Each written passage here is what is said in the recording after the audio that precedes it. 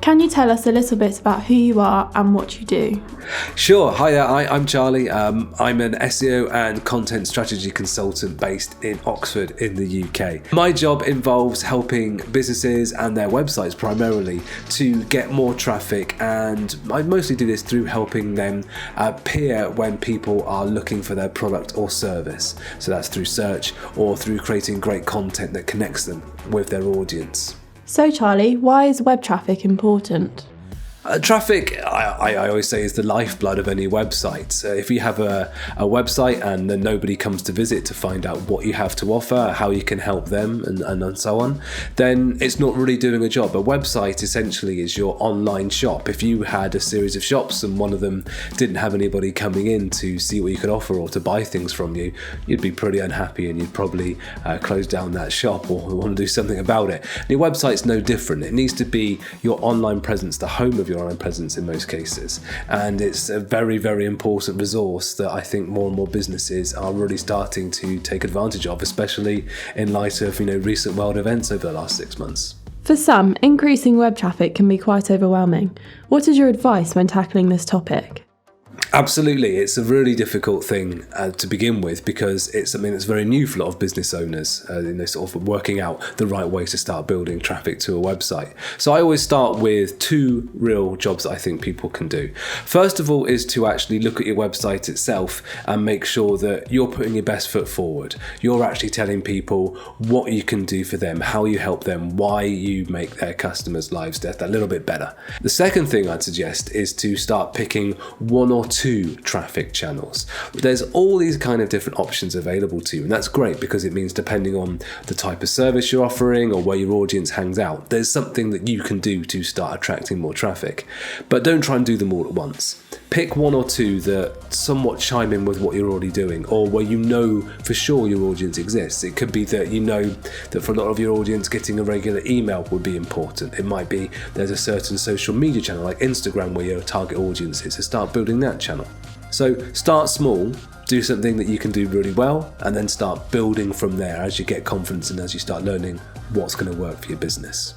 Charlie, what exactly is SEO? SEO stands for Search Engine Optimization, and essentially it's the process of following best practices, tips, techniques to make your website appear as high up in the search engine rankings as possible. So when you type something into Google or Bing, you get a list of websites. Whether you type in something simple such as how do I tie my shoelaces, or you type in something more complex such as I'm looking to hire a new solicitor.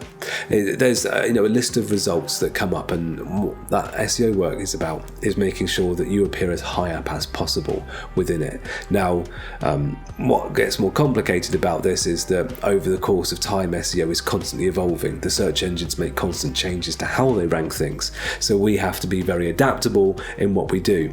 But what I'd boil it down to for people outside of working in SEO, to make it simple, is that essentially it's about following tips and techniques, but a lot of them these days boil down to helping people build the best website possible, a website that has great content, a website that's technically really sound, that's really fast to load, that has other people talking about it, so everyone knows you're recommended as an expert in your field, and things like that. It's not quite to the point where we should just call it website optimization, but that's kind of a lot of the ethos behind it these days.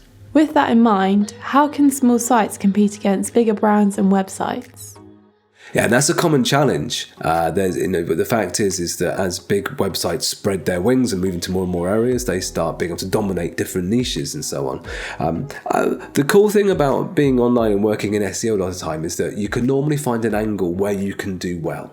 So, as an example, there's what we call the fat head and the long tail of keyword research. There's a certain amount of searches that are made for thousands, hundreds of thousands of times a day. Someone typing in Facebook rather than typing Facebook ends up being a search for Facebook, and that's made probably hundreds of thousands of times a day in the UK. And then there'll be really long tail things, such as what is the best cut of pork for barbecuing? I'm just, my mind always goes to food. So that's really long tail, because there's not just because there's lots of words, but because it's quite a niche question that's only going to be asked so many times. And what a small website can do is it can focus on that longer tail side. So a couple of ways you can do that. Firstly, if you're a local business again, and we're talking about serving just a local area, it might be difficult to compete against a big name brand if someone types in a really generic term such as packaging materials. But if I'm a local business and someone types in packaging materials Oxford or packaging materials Belfast or something like that, there's a chance for me to appear because they're looking for that local intent. They want to go and pick it up themselves or something like that, or find a local supplier. So it's finding kind of, more niche terms either geographically, or you find the more niche terms that are less competitive or that the big players aren't targeting specifically. If they've got a page on a very broad subject, and you're actually only helping with part of that, then focus your page on that part. And keyword research can help you, break down those big topics into those smaller parts. So if you focus on that smaller part, there'll be less people competing for that specific bit, and search engines will often know that you are more targeted on that particular angle, and then they might want to show you even amongst the big players because you're a more specific answer than their more generic ones. They'll win on brand and reputations, they might still get shown, but you might get win on specificity, basically. And the other thing you can do is that, absolutely, there's huge brands, they could do things, but you can still burnish your reputation within a certain niche. You can still show that you're a really good player by producing really high quality content, by having a fantastic website experience, by having other people cite you and say, this is an expert on this subject. Then there's no reason why you can't do it. Yeah, it's a small scale. Yes, it's hard, but yes, you can start doing it, and be sensible about which topics you're targeting. So if you want to pick, if you do a search for your target term, just yourself now in a search engine, if you do a search for your target term and everybody who's ranking is a massive player, a massive website, a massive publication, newspaper, or whatever it happens to be, then that might not be a keyword target for you. Pick your targets carefully and, adjust to, what actually is available for you. You can still talk about the bigger subject because you need to when people come to your website to see you offer that. That's fine. I'm not saying don't talk about it, but when it comes to thinking which terms am I likely to get lots of traffic with, then picking things that are appropriate for you is important, and a lot of what people like myself in SEO do help businesses work out. Are there any techniques for driving website traffic that are a little bit easier to start out with? There's no right or wrong about picking which technique to go for. It's about picking ones that you think are suitable for your situation and your audience. Well, not everything works. Who says you can't say, okay, we did Twitter for a while. Do you know what? Actually, Twitter is far too much people arguing are comments about which clothes to wear aren't cutting through the noise. Even though our audience like to be on Twitter, fine. Maybe they use Twitter for something else. Cool. Jump on Instagram. Start a paid campaign. Jump onto kind of like Google Ads and start, bidding on those just the commercial terms just to get that instant traffic in and start making things happen. I don't think there's anything wrong with cutting your losses at a certain point. Don't just chop and change constantly because nothing will ever work if you don't stick to it. That's the kind of thing I tell my kids, isn't it? You've got to keep working hard and practicing to do really well. But I do think there's absolutely no shame and no problem in marketing and pivoting between things. Even within SEO itself, for example, I could be working on a campaign and we're producing loads and loads of content and we think we're doing well, but it's just not really moving the needle. You might sometimes have to turn around and say, do you know what? We need more people talking about us. We've got the right kind of content.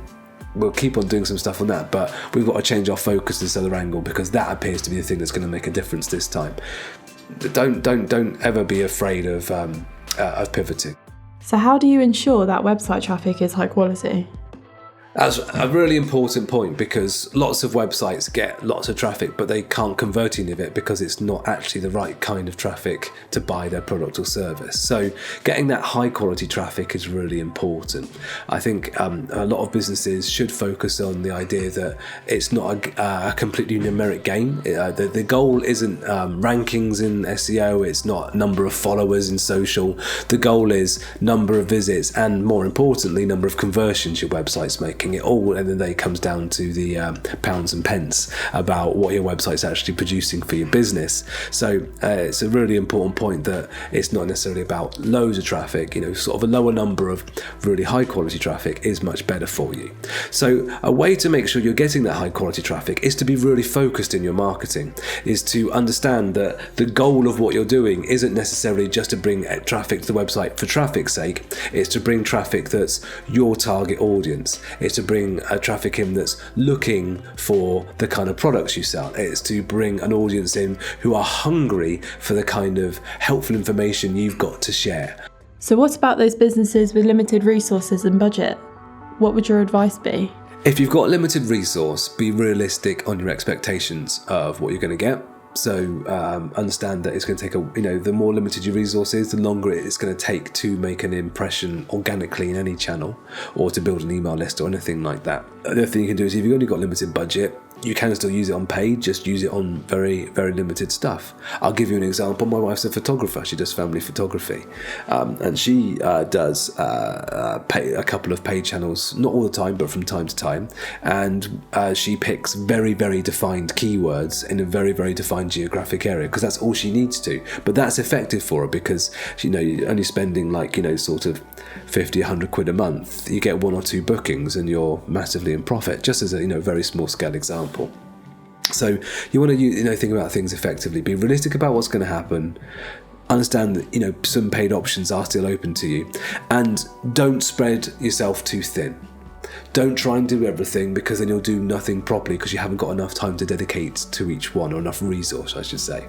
So pick 1 or 2 things. We said before about not being afraid to deviate. That's, sort of if something's not working, of course, that's totally cool. But begin with, start picking 1 or 2 things, maybe 2 or 3, that you think you can actually make a realistic dent into in your time, and something that you're going to be able to keep momentum with, something you're going to be able to keep patience with, and something that you're really confident your target audience is going to use. So, search is, not always applicable. Are you sure your audience search for what you're looking to offer?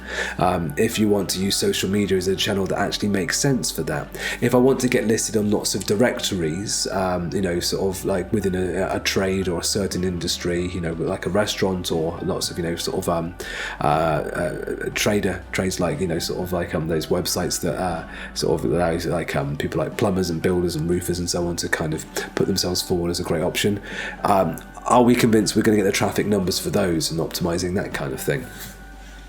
Make sure that whatever you set for that, that it's something that you're going to be happy with if it takes time, or if you just get a little bit of a boost. You don't have to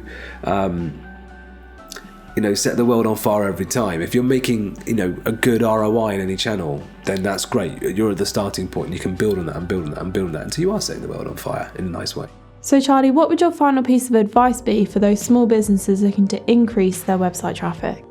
For any of these things to be effective, you have to be dedicated to making them work. And it can apply whether you're just doing 1 or 2 things a week and on a small scale, or whether you're doing lots of things every day and it's your full-time job. If you don't have the dedication to putting the best foot forward and making the best impression of yourself, then I think you're going to find it much harder to make a difference.